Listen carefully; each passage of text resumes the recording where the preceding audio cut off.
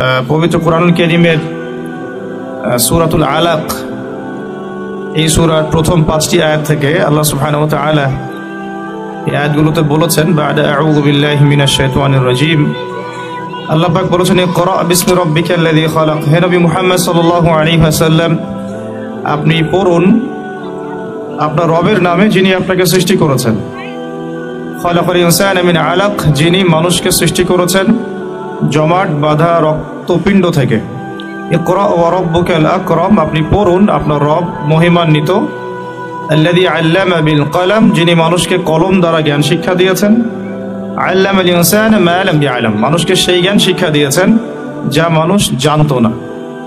এই আয়াতগুলো আমরা অনেকেই আগেও শুনেছি, অর্থও জানি, কিন্তু কিছুটা তাৎপর্য ব্যাখ্যা করার চেষ্টা করছি। আল্লাহ সুবহানাহু ওয়া তাআলা এখানে প্রথমে পড়তে বলেছেন, কিন্তু কি পড়তে বলেছেন আর এই আয়াতটা কখন নাজিল হয়েছে, কোন প্রেক্ষাপটে, এটা হচ্ছে মূল বিষয়। আসলে নবী সাল্লাল্লাহু আলাইহি ওয়াসাল্লাম এমন একটা সমাজে বড় হয়ে উঠছিলেন যেই সমাজটার চিত্র বর্তমান সময়কার মতোই অনেকটা, আর কি অনেকটা বলছি কারণ আমার মতে মক্কার ওই জাহেলি পরিবেশটা, অর্থাৎ আবু জেহেলের ওই সমাজটা বর্তমান সময়ের চেয়ে অনেক ভালো ছিল, এটা আমার মত।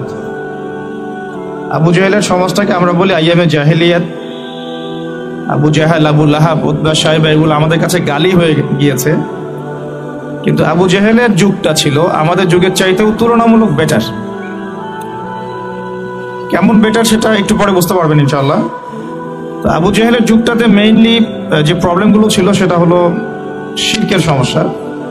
আল্লাহ পাকের একত্ববাদের সাথে অংশীদার সাব্যস্ত করা হতো, স্ট্যাচু ওয়ারশিপ হতো, রিবা বা সুদ ভিত্তিক একটা অর্থনৈতিক সমস্যা ছিল, ব্যবসার ক্ষেত্রে জুলুম হতো, আমানতের খেয়ানত হতো, তারপরে সেখানে মাদকদ্রব্য ছিল, জিনা প্রকট ছিল, ব্যভিচার ছিল, মানুষকে অনেক সময় পশুর মতো আচরণ করা হতো, কন্যা সন্তানকে জীবিত দাফনও করা হয়েছে। এছাড়া নারী জাতির অবমাননাও ছিল, পাশাপাশি গোত্রীয় হানাহানি প্রকট ছিল। যদি একটু বিচক্ষণতার সাথে আপনি খেয়াল করেন বুঝতে পারবেন যে বর্তমান যুগে এই সমস্যাগুলো কোনোটাই কমে নাই, বরং আরো অনেক বেড়ে গেছে। এখনকার যুগে যে আমরা শিরক মুক্ত পরিবেশে বসবাস করি এমন নয়, বরং তৎকালীন মানুষরা লা ইলাহা ইল্লাল্লাহ সাক্ষ্য না দিয়ে শিরক করত। আমরা কোনো কোনো ক্ষেত্রে লা ইলাহা ইল্লাল্লাহ মুহাম্মাদুর রাসূলুল্লাহ সাক্ষ্য দিয়েও শিরক করছি আর কি। কোনো কোনো ক্ষেত্রে আমরা জানিও না শিরক কাকে বলে, কত প্রকার বা কি কি। তাওহীদ কাকে বলে, তাওহীদে রুবুবিয়্যাহ কি জিনিস, তাওহীদে উলুহিয়্যাত এটা আবার কি, আবার তাওহীদ আসমা ও সিফাত এটাই বা কাকে বলে, শিরক কাকে বলে, আশিরকু ফিল লিসান কি, আশিরকু ফিল কওল কি, আশিরকু ফিল আমাল কি, অথবা আশিরকু ফিল আকীদা এগুলো আবার কি, এগুলো আমাদের ম্যাক্সিমাম মানুষই আমরা জানি না। তো এখন শিরকের একটা ছড়াছড়ি আছে, তখনকার শিরকটা ধর্মীয় ক্ষেত্র ছিল, এখনকার শিরকটা মোটামুটি রিলিজিয়াস পার্সপেক্টিভ পার হয়ে ইকোনমিক্সের মধ্যে চলে আসছে, ওয়ার্ল্ড অ্যাফেয়ার্সে আসছে এবং পলিটিক্যাল অ্যাফেয়ার্সের মধ্যেও আসছে, কোনো কোনো ক্ষেত্রে এডুকেশনের মধ্যেও আসছে আর কি।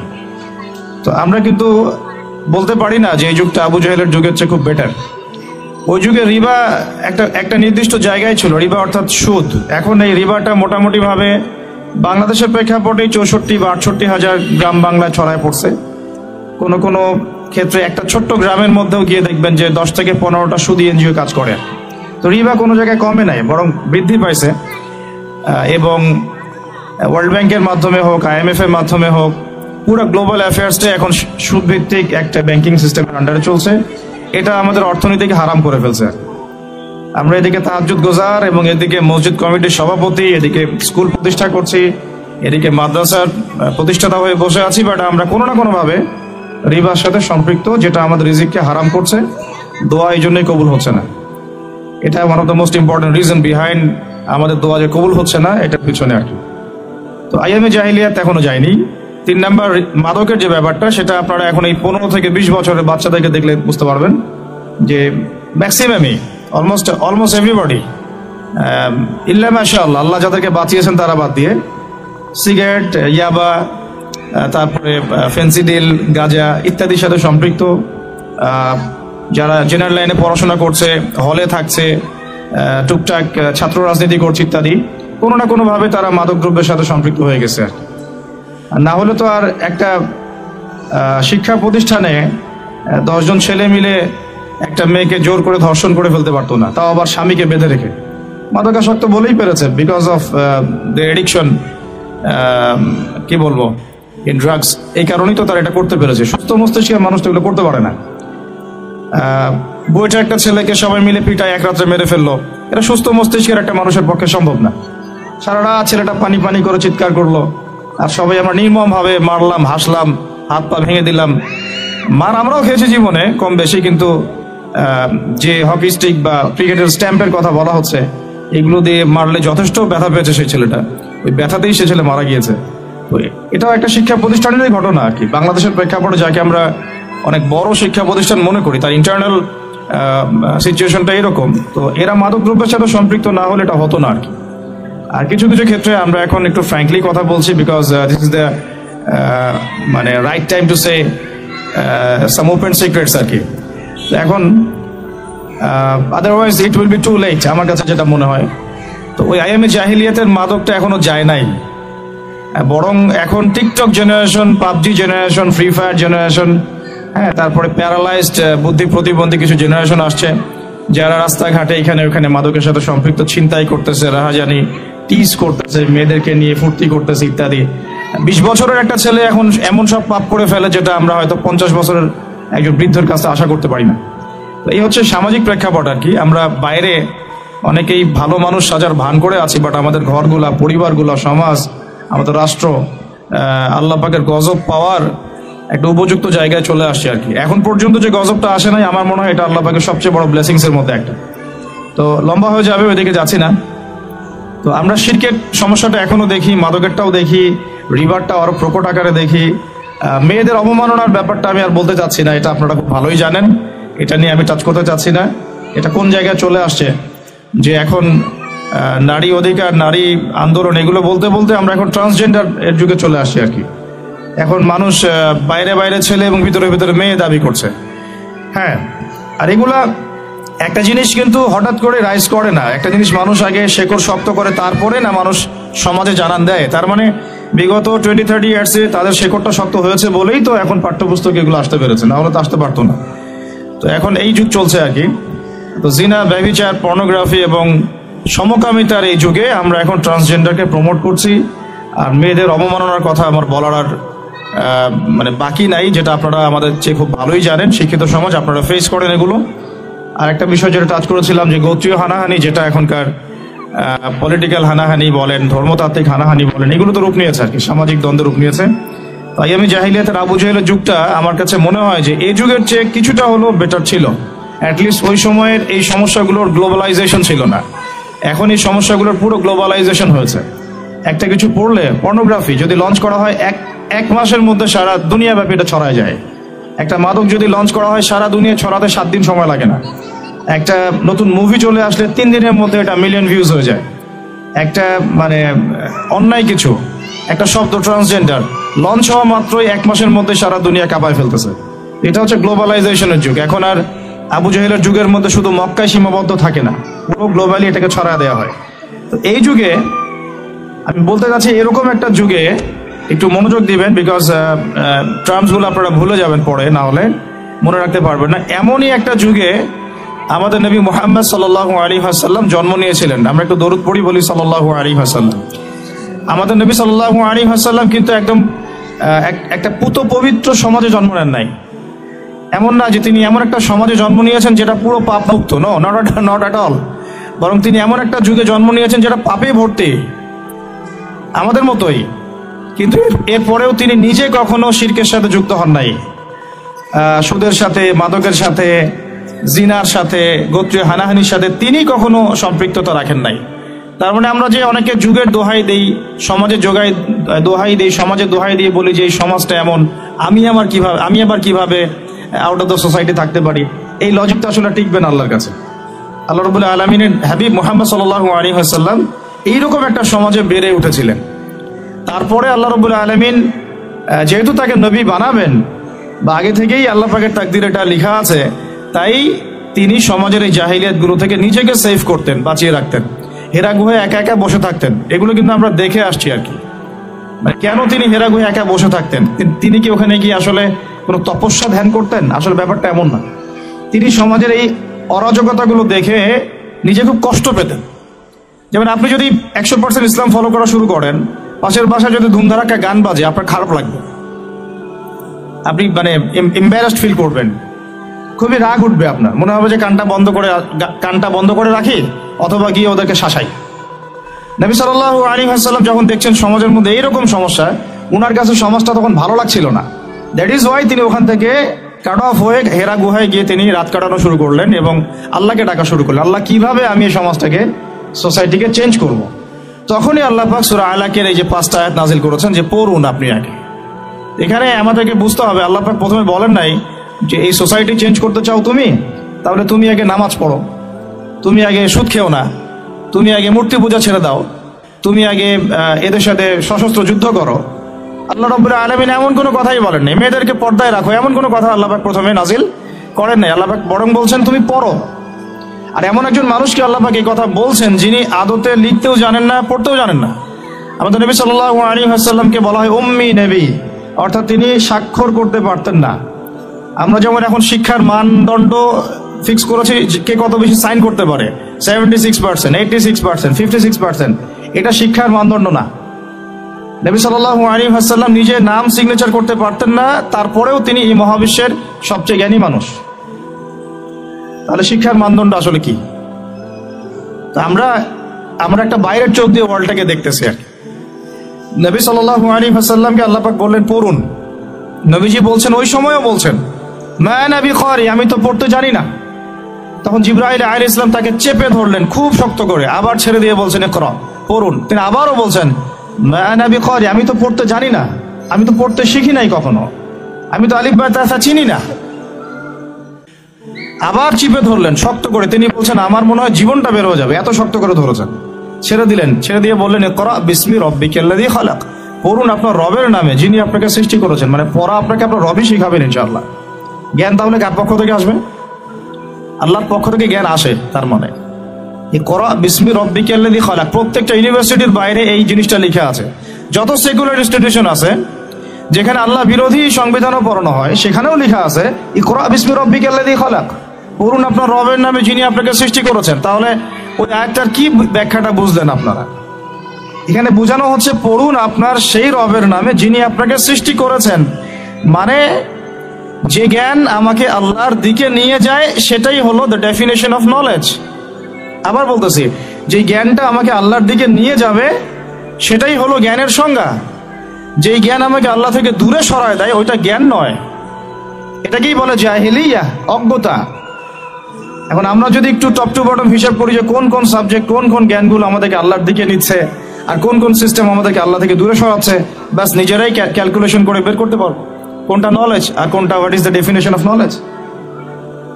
তো এখন কথা হচ্ছে এর পরের আয়াতে আল্লাহ পাক বলছেন যে ইকরা বিসমি রাব্বিকাল্লাযী খালাক, খালাকাল ইনসানা মিন আলাক। দেখো মানুষ এমনি এমনি অটোমেটিক্যালি সৃষ্টি হয়নি, মানুষকে আল্লাহ পাক আলাক থেকে সৃষ্টি করেছেন। যে আল্লাহ তোমাকে সৃষ্টি করেছেন সেই আল্লাহর দিকে যে জ্ঞান তোমাকে নিয়ে যাবে ওই জ্ঞান তুমি চর্চা করো, ওই জ্ঞান তুমি পড়ো। তারপরে ইকরা ওয়া রাব্বুকাল আকরাম, পড়ো কারণ তোমার রব মহিমান্বিত। তিনি তো লা তুযাহুল মানাত নন, তিনি মহাপরাক্রমশালী আল্লাহ সুবহানাল্লাহ, যার যিনি আলিমুল গায়বি ওয়া শাহাদা, যিনি আগেরও জ্ঞান জানেন পিছনেরও জ্ঞান জানেন, যিনি এই মহাবিশ্ব সৃষ্টি করার আগেই সব জ্ঞান লিপিবদ্ধ করে ফেলেছেন লাউহে মাহফুজে। তিনি জানেন এক্স্যাক্টলি কোন দিনে কিয়ামত হবে। তিনি মহাবিশ্বের প্রত্যেকটা প্রাণীর তাকদীর সম্পর্কে জানেন। আমাদের জ্ঞান কতটুকু আমরা জানি না আগামীকাল কি ঘটবে আমাদের সাথে। সেই মানে ক্ষুদ্র জ্ঞান নিয়ে আমরা মহাপরাক্রমশালী আল্লাহ পাকের জ্ঞানকে টক্কর দিচ্ছি এখন আর কি। সিচুয়েশনটা এখন এমন। আল্লাযী আল্লামা বিল কলম, শুধু তাই নয়, যিনি যে আল্লাহ মানুষকে কলম দিয়ে জ্ঞান শিক্ষা দিয়েছেন। এখানে পড়ার সাথে লেখার একটা ঘনিষ্ঠ সম্পর্ক আছে। কারণ আমি হাদিস রিসার্চ করতে গিয়ে পেয়েছি যে আল্লাহ রাব্বুল আলামিন কলম সৃষ্টি করেছিলেন 50,000 বছর আগে। সর্বপ্রথম যে সৃষ্টিগুলো আল্লাহ পাকের তার মধ্যে আরশে আজিম, তারপরে কলম, লাউহে মাহফুজ। কলম সৃষ্টি করে আল্লাহ বলেছেন, কলমকে বলেছেন তুমি লিখো।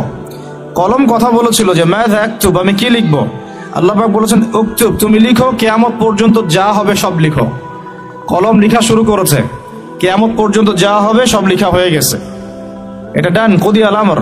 এমনকি মেরাজের রাতে নবী সাল্লাল্লাহু আলাইহি ওয়াসাল্লাম যখন সপ্তম আসমানের উপরে গিয়ে এখান থেকে তিনি যখন সিদরাতুল মুনতাহা পার হয়ে যাচ্ছেন, তখন কলমের সেই যে লিখার খসখস শব্দ তিনি শুনতে পাচ্ছিলেন।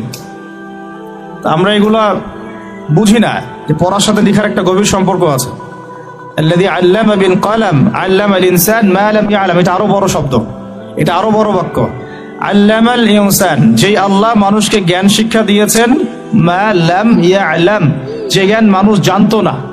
আমরা সৃষ্টিগতভাবে জ্ঞানী ছিলাম না, ফুল স্টপ। আমাদের কোনো জ্ঞান ছিল না। আপনি যত জ্ঞানতাত্ত্বিক দর্শন আছে ঘাটেন, আপনি 3টে দর্শন পাবেন। একটু আমার দিকে ফোকাস করেন।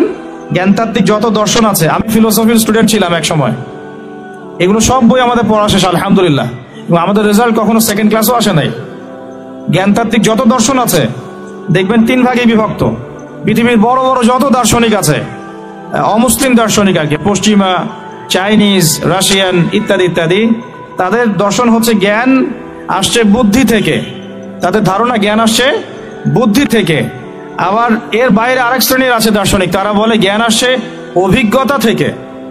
বুদ্ধি থেকে যারা আসছে ওদেরকে বলা হয় বুদ্ধিবাদী দার্শনিক, অভিজ্ঞতাবাদী যারা ওদেরকে বলে অভিজ্ঞতাবাদী ফিলোসফার। আবার এক শ্রেণীর দার্শনিক আছে যারা আবার দুটাকে সমন্বয় করেছে, তারা বলছে না, বুদ্ধি থেকেও আসছে, অভিজ্ঞতা থেকেও আসছে। এরা কোনো কনক্লুশনে আসতে পারে না যে নলেজ আসলে কি। এখানে আমরা কনক্লুশন পাচ্ছি যে আল্লাহ রাব্বুল আলামিন বলেছেন জ্ঞান আমার পক্ষ থেকে আসছে, সুবহানাল্লাহ। জ্ঞান না বুদ্ধি থেকে আসছে, আর জ্ঞান না অভিজ্ঞতা থেকে আসছে, আর না সমন্বয় কোনো মতবাদ থেকে আসছে। বরং আল্লাহ বলছেন আল্লামাল ইনসান মা লাম ইয়ালাম, আমি আল্লাহ মানুষকে সেই জ্ঞান শিক্ষা দিয়েছি যে জ্ঞান মানুষ আদৌ জানতো না, সুবহানাল্লাহ। এই দলিল কোথায় আছে? সূরা বাকারা খোলেন, প্রথম দিকে পাবেন আপনি। আল্লাহ পাক বলছেন যে ওয়াল্লামা আদামাল আসমাআ কুল্লাহা, পড়লেই দেখতে পারবেন। আল্লাহ পাক ফেরেশতাদেরকে ডাকলেন, ডেকে বললেন যে আমি আদমকে সৃষ্টি করতে চাই, খলিফা সৃষ্টি করতে চাই, তোমাদের কি মত? ফেরেশতারা বললেন যে আতাজআলু ফিহা মা ইউফসিদু ফিহা, আপনি কি এমন কাউকে সৃষ্টি করতে চান যে পৃথিবীতে গিয়ে ফিতনা ফাসাদ সৃষ্টি করবে, ও রক্তপাত ঘটাবে, ও ইয়াসফিকুদ দিমা। আল্লাহ বলছেন ইন্নী আ'লামু মা লা তা'লামুন, আমি যা জানি তোমরা তা জানো না। আমি এই ডিটেলস গল্পটা বা ঘটনা বলতে চাচ্ছি না, সময় আমার হাতে নাই এত। আমি বলতে যাচ্ছি আল্লাহ পাক আদম আলাইহিস সালামকে সৃষ্টি করে সর্বপ্রথম তাকে জ্ঞান শিক্ষা দিয়েছেন। শুধু জ্ঞান না, আল্লাহ বলছেন ওয়াল্লামাল আদামা আসমাআ কুল্লাহা। সামান্য আরবিক জানলে আপনি বুঝতে পারবেন যে আল্লাহ পাক বলছেন যে আমি আদমকে এই মহাবিশ্বের সব জ্ঞান শিক্ষা দিয়েছি। আমাদের পিতামাতা গাছের ছাল বাকল পরে থাকতো না। আমাদের পিতামাতা ওই যেগুলো পশ্চিমারা শিখায় আর কি, গুহার মধ্যে গাছের ছাল বাকল পরে থাকতো, হাড় হাড্ডি খাইতো, এরকম ছিল না। বরং প্রথম মানুষ হচ্ছেন একজন নবী, যিনি একজন সবচেয়ে সভ্য মানুষ, যাকে আল্লাহ নিজে সব জ্ঞান শিক্ষা দিয়েছেন। পৃথিবীতে কিভাবে চলতে হবে আল্লাহ শিখিয়েছেন, কিভাবে শিকার করতে হবে, কিভাবে চাষবাস করতে হবে, কিভাবে কাপড় পরতে হয়। আল্লাহ পাক কাপড় নাজিল করেছেন আসমান থেকে প্রথম দিকে, তারপরে বুনন শিক্ষা দিয়েছেন, শিক্ষা, তারপরে বাণিজ্য, কৃষি ইত্যাদি, রাজনীতি, সবকিছু আল্লাহ শিক্ষা দিয়েছেন আদম আলাইহিস সালামকে। এই জন্যই তিনি ছিলেন আল্লাহ পাকের খলিফা। খলিফা মানে পৃথিবীতে যে আল্লাহর হুকুম বাস্তবায়ন করে, যে পৃথিবীতে আল্লাহর হুকুম বাস্তবায়ন করে সে আল্লাহর খলিফা। যে পৃথিবীতে আল্লাহর হুকুম বাস্তবায়ন করে না, সে এই দুনিয়াতে শয়তানের খলিফা, ফুল স্টপ। তো আদম আলাইহিস সালাম আল্লাহ পাক তাকে নিজ নিজ জ্ঞানে জ্ঞানী করেছেন, তার পক্ষ থেকে জ্ঞান শিক্ষা দিয়েছেন। এরপরেই ফেরেশতাদেরকে দিয়ে সিজদা করিয়েছেন। আমাদের চোখের কারণে না, কানের কারণে না, বডির শেপের কারণে না, ফিজিক্যাল শক্তির কারণে না। কারণ আমাদের এই দুনিয়ার যত মানুষ আছে, এই যে 500 কোটি 700 কোটি আমরা বলি, একজন ফেরেশতার একটা পাখার বাড়ি দিয়ে সবগুলোকে শেষ করে দেওয়া যাবে। আমার কথা কি বুঝতে পারছেন? আল্লাহ পাকের এত শক্তিশালী মালায়েকা আছে, এত শক্তিশালী আছে, যারা এই পৃথিবীর একটা অঞ্চলকে শুধু পাখা দিয়ে উঠিয়েছিলেন।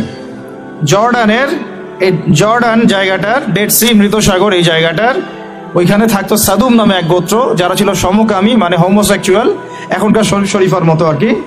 আল্লাহ পাক তাদেরকে এইভাবে ফেরেশতার ডানায় উঠিয়ে উপর থেকে পাথর নিক্ষেপ করে থেতলা করে উল্টা দিকে দাফন করেছেন একজন ফেরেশতার পাখা দিয়ে, জিবরাইল আলাইহিস সালাম। তো তাহলে ফেরেশতাদেরকে আল্লাহ পাক যে বললেন আদমকে সিজদা করো, এটা কিসের মানদণ্ডে? ফিজিক্যাল স্ট্রেংথের, নাকি স্ট্রাকচারের, নাকি অন্য কিছু? অবশ্যই এটা জ্ঞানের মানদণ্ডের। কারণ ফেরেশতারা সেই নাম বলতে পারেন নাই যেটা আদম আলাইহিস সালাম বলে দিয়েছেন। ফেরেশতারা সেই নাম বলতে পারেন নাই যেগুলো আদম আলাইহিস সালাম বলে দিয়েছেন, কারণ আল্লাহ পাক তাদেরকে ওটা শিখান নাই, আমাদেরকে শিখিয়েছেন। তাহলে দেখুন, আমরা সম্মানিত হয়েছি জ্ঞানের মানদণ্ডে। আর এই জ্ঞান এসেছে কার পক্ষ থেকে বলেন? আল্লাহর পক্ষ থেকে। তাহলে আমরা এখন জ্ঞানের উৎসও জানলাম, সংজ্ঞাও জানলাম। জ্ঞান কি? জ্ঞান মানে সেটাই যে আল্লাহর পক্ষ থেকে আসে, যা আমার ইহকালীন কল্যাণ করবে, পরকালে মুক্তি দিবে। শুধু ইহকালীন কল্যাণ যদি করে তাহলে এটাকে আমরা বলি বস্তুবাদিতা, মেটেরিয়ালিজম। আপনারা অনেকে শিক্ষিত মানুষ এখানে, সবাই জানেন, এগুলো বোঝেন। এটাকে বলি বস্তুবাদিতা বা মেটেরিয়ালিজম, যেটা আমার দুনিয়ার কল্যাণে কাজে দিবে। ফর এক্সাম্পল, টেকনোলজি, আমার সায়েন্স, আমার মেডিকেল সায়েন্স, আমার ইঞ্জিনিয়ারিং, এগুলো জ্ঞান, অবশ্যই জ্ঞান, উপকারী জ্ঞান, বাট এটা আমার পরকালে কোনো কাজ নাই। দুনিয়ার জন্য যদি এটা উপকারী হয়, কোরআন সুন্নাহর সাথে সাংঘর্ষিক না হয়, ইটস ওকে, আমরা এটা নিতে পারবো এই পর্যন্ত। যদি আবার সাংঘর্ষিক হয়ে যায়, ফুল স্টপ, তখন আবার নেওয়া যাবে না। তো এটাও জ্ঞানের একটা অংশ, এটাও জ্ঞানের একটা পার্ট। আর আরেকটা পার্ট হচ্ছে যেটা আমাকে হেয়ার আফটার, পরকালে আমাকে মুক্তি দিবে। এটা কিন্তু বস্তুবাদী জ্ঞান আমাকে দিতে পারবে না। এটা কোন জ্ঞান দিবে? আল্লাহর ওহী ভিত্তিক কোরআন এবং সুন্নাহর জ্ঞান। তাহলে জ্ঞানের ডেফিনেশন জানলাম, জ্ঞান কাকে বলে সেটাও জানলাম, কার পক্ষ থেকে আসছে সেটাও জানলাম। এখন শোনেন যে এই জ্ঞানটা প্রত্যেক নবী, আম্বিয়া কেরাম চর্চা করেছেন। আদম আলাইহিস সালাম থেকে শুরু করে মুহাম্মদ সাল্লাল্লাহু আলাইহি ওয়াসাল্লাম পর্যন্ত। আমরা যে বলি, অনেকেই বলি 1,24,000, কেউ বলে 2,24,000, সংখ্যাটা আল্লাহ ভালো জানেন। যত নবী রসুলকে আল্লাহ পাঠিয়েছেন ওই আসমানি জ্ঞান দিয়েই পাঠিয়েছেন, যেই জ্ঞান কি আমরা বলি ওহী। এক সময় ছিল তাওরাত, দেন জাবুর, ইনজিল, কোরআন। এভাবে প্রত্যেক যুগে যুগে আল্লাহ পাক নবী রসুল পাঠিয়েছেন, তাদের কাছে আল্লাহ পাক জ্ঞান পাঠিয়েছেন, ওহী পাঠিয়েছেন, আসমানি কিতাব পাঠিয়েছেন। আল্লাহ বলছেন ওয়ালিকুল্লি কওমিন হাদ, আমি প্রত্যেক কওমের মধ্যেই হেদায়েত দাতা পাঠিয়েছি। তারা মানুষকে জ্ঞান শিক্ষা দিতেন, আত্মশুদ্ধি অর্জন করাতেন, দুনিয়ার জন্য যা করলেন সেটাও শিক্ষা দিতেন, পরকালের জন্য যেটা করলেন সেটাও শিক্ষা দিতেন। এটা ছিল আর কি কমপ্লিট কোড অফ সিলেবাস, আর কি দ্য সিলেবাস অফ এডুকেশন, এরকম ছিল। এখন আবু জেহেলের যুগটার কথা একটু ভুলে গেছেন কিনা একটু মনে করেন তো। ওই যে সমস্যাগুলোর কথা বললাম, ওই যে প্রবলেমসগুলোর কথা বললাম আমরা, আচ্ছা বাচ্চারা ওদের মতো থাক, আমরা আমাদের আলোচনায় যাই। ওই আবু জেহেলের যুগটার কথা আমি যে বললাম আপনাদেরকে, একটু আমি মনে করাই দিই যে ওই যুগটা কি পরিবর্তন হয়েছিল কি হয় নাই বলেন? কতদিন লাগছে সময়? কে বলতে পারবেন? 23 বছর। কতদিন? 23 বছর। আমাদের সবারই নবী সাল্লাল্লাহু আলাইহি ওয়াসাল্লামের জীবনীটা অন্তত একবার পড়া উচিত। 23 বছর সময় লেগেছে তার এই সমাজটা পরিবর্তন করতে। এখন আমি যদি বলি 23 বছর আগের আর পরের মক্কাকে আপনি একটু কম্পেয়ার করেন। 23 বছর আগের মক্কায় যে পাপগুলোর কথা বললাম আমি, জাহেলিয়াতগুলোর কথা বললাম, ঠিক 23 বছর পরের মক্কায় কি এগুলোর কোনো অস্তিত্ব আছে বলেন? 23 বছর পরের মক্কায় কোনো শিরক পাবেন? কোনো মূর্তি পূজা, কোনো নারীর শ্লীলতাহানি, রেপ, ধর্ষণ, জিনা, ব্যভিচার, মাদক, গোত্রীয় হানাহানি বা সুদ, কোনো কিছু ছিল না। তারপরে আমরা এই যুগটাকে সবচেয়ে শ্রেষ্ঠ যুগ বলে স্বীকার করতে এখন চাচ্ছি না, আধুনিকতার দোহাই দিয়ে আর কি, সো কল্ড। দেখুন, এই 23 বছরের নবী সাল্লাল্লাহু আলাইহি ওয়াসাল্লাম পানি পড়া খাওয়ায় বেড়ান নাই মানুষকে।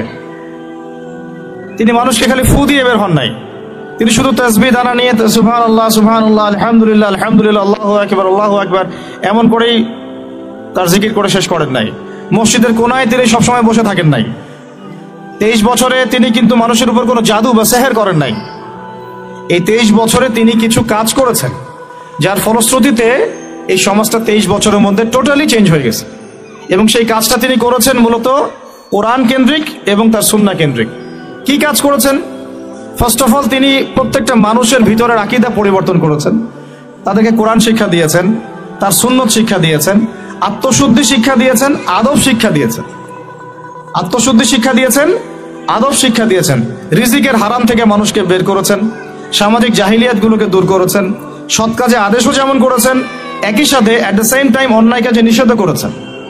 তিনি মানুষকে আল্লাহর ইবাদতের দিকে ডেকেছেন, একই সাথে তিনি কিন্তু মানুষকে গায়রুল্লাহর ইবাদত থেকেও বাইরে বের করে এনেছেন। তিনি প্রয়োজনে সবর করেছেন, কখনো গালি খেয়েছেন, কখনো মার খেয়েছেন, কখনো দেশ থেকে চলেও গেছেন, কখনো তায়েফে গিয়েছেন, কখনো সাহাবীদেরকে আবিসিনিয়ায় পাঠিয়েছেন, কখনো নিজে আবার মদিনায় হিজরত করেছেন। মদিনায় গিয়ে কখনো আবার তিনি রাষ্ট্র কায়েম করেছেন, কখনো আবার তাকে যুদ্ধ করতে হয়েছে, কখনো তিনি আবার সেনাবাহিনী গঠন করেছেন, সারিয়া অভিযান করেছেন, বদরের মাঠে গিয়েছেন, উহুদে গিয়েছেন, খন্দকে গিয়েছেন, হুদাইবিয়ার সন্ধিতে তিনি মেনে নিয়েছেন। পরে আবার মদিনায় ফেরত গিয়ে খায়বার আক্রমণ করেছেন।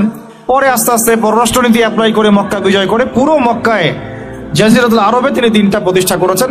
ওই 23 বছর পরের মক্কায় আপনি কিন্তু আর কোনো রকম জাহিলিয়াত দেখছেন না। তাহলে আমরা বলতে পারি পুরো বিষয়টা কিন্তু হয়েছে, সম্ভব হয়েছে ওই একটা শব্দ থেকে শুরু হয়েছে, ইকরা মানে পড়ুন। এমন কোন সাহাবী আপনি দেখাতে পারবেন না যে সাহাবী কোরআন তেলাওয়াত করতে জানতেন না।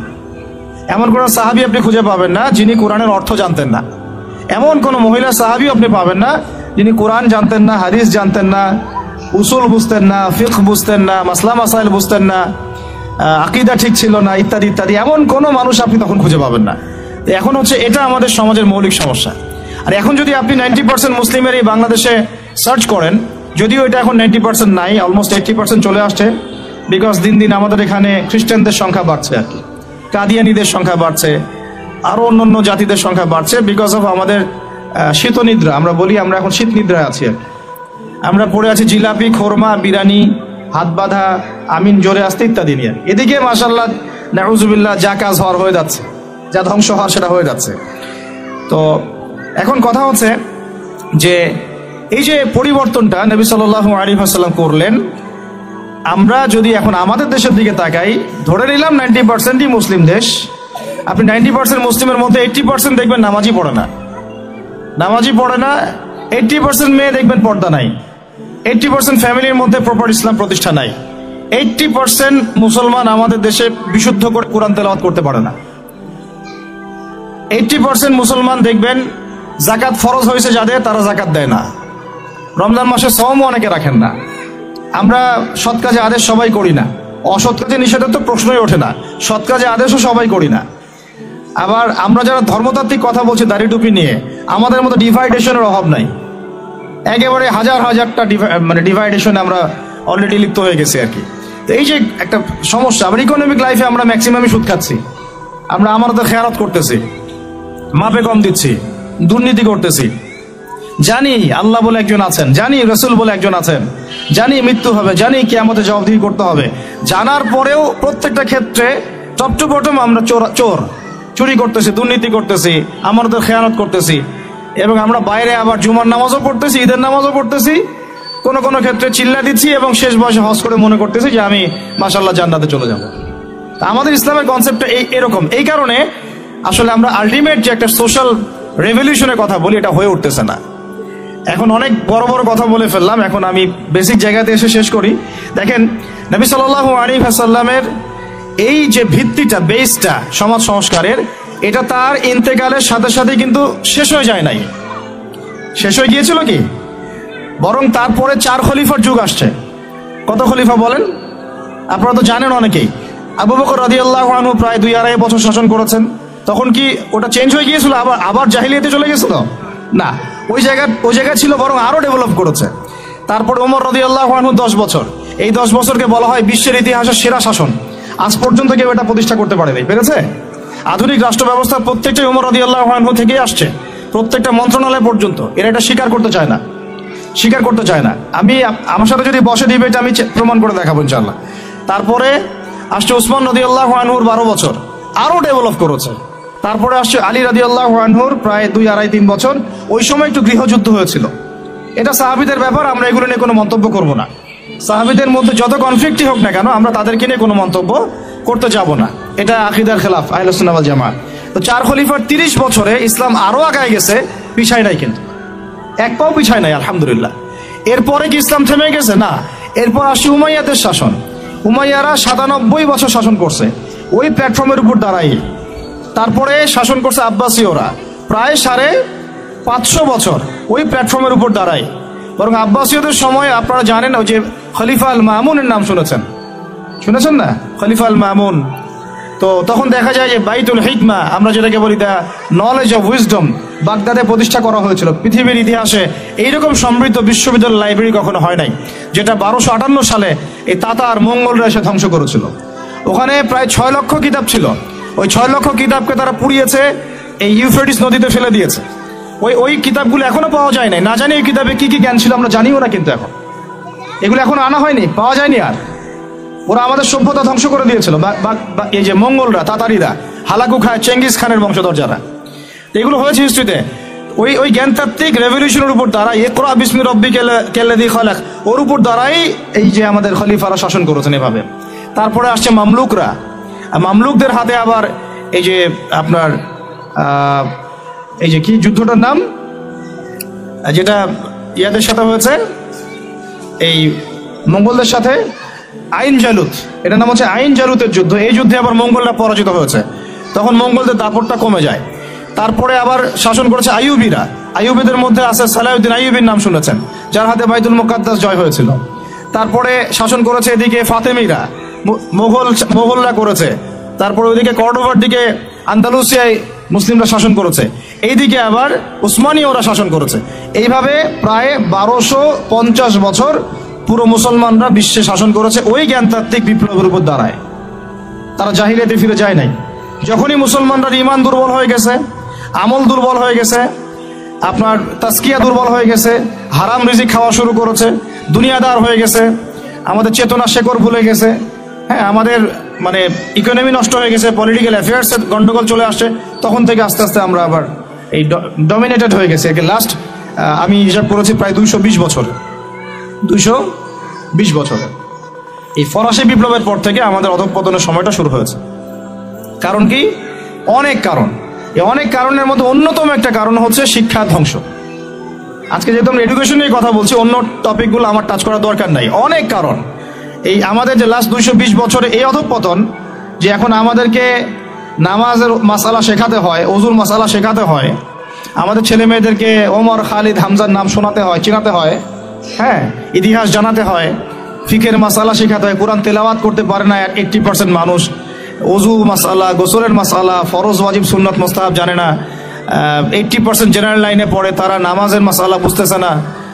মানে এখন যে একটা পুরো ম্যাসাকার অবস্থা, এটা লাস্ট 220 বছরে এমনি এমনি হয় নাই। বেশ কিছু কারণ আছে, তার মধ্যে আমি একটা কারণ ফাইন্ড আউট করেছি, সেটা হলো এই ইকোনমিক কারণ, একটা পলিটিক্যাল কারণ, একটা হচ্ছে সাংস্কৃতিক আগ্রাসন, একটা হলো কাফেরদের দৌরত্ব, একটা হলো আমাদের চেতনা মানে নষ্ট হয়ে যাওয়া, শেকড় থেকে দূরে সরে আসা। সবচেয়ে বড় কথা, আল্লাহ এবং তার রাসূলের সাথে যে প্রতিশ্রুতি দিয়েছিলাম আমরা, এখান থেকে আমরা খেয়ানত করেছি আর কি, খেয়ানতকারী, মূল কথা এটা। এখন কথা হচ্ছে এই লাস্ট 200 বছর আবার কিভাবে এডুকেশনটা নষ্ট হয়ে গেল, কিভাবে, এটা একটা পয়েন্ট। এই পয়েন্টটা আমি আপনাদেরকে জাস্ট 2 মিনিটে বোঝাচ্ছি। এডুকেশনটা নষ্ট হয়ে যায় নাই, বরং এডুকেশনটা কি হয়েছে, এডুকেশনটা মেরুকরণ হয়েছে। এডুকেশনটা কি হয়েছে বলেন? মেরুকরণটা কি? মেরুকরণ মানে হচ্ছে যে আমরা এটাকে শিক্ষা, যে আসলে শিক্ষাই, ইসলামী শিক্ষাও শিক্ষা, ইংরেজি শিক্ষাও শিক্ষা, ম্যাথামেটিক্সও শিক্ষা, সায়েন্সও শিক্ষা, আর্টসও শিক্ষা, কমার্সও শিক্ষা, যতক্ষণ না সেটা কোরআন সুন্নাহর সাথে সাংঘর্ষিক হয়, সবকিছুই জ্ঞান। এই কনসেপ্টটা আমরা ভুলে গেছি। এই কনসেপ্টটা আমাদের বাপ দাদাদের ছিল, মানে 1200 বছর আগে যারা ছিল তাদের এই কনসেপ্টটা ছিল।